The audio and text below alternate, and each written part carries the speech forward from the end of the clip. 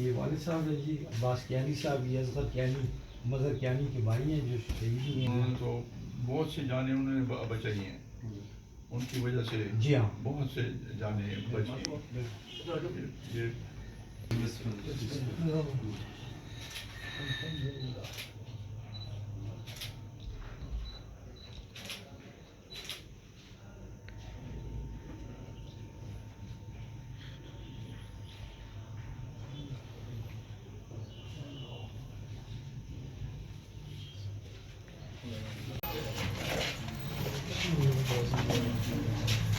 ना भी अच्छा है।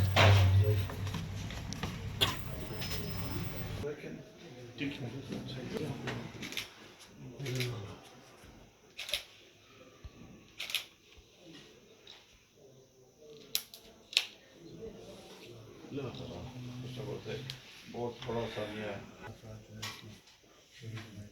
मैं मुल्क से बाहर था जी, बस इस वजह से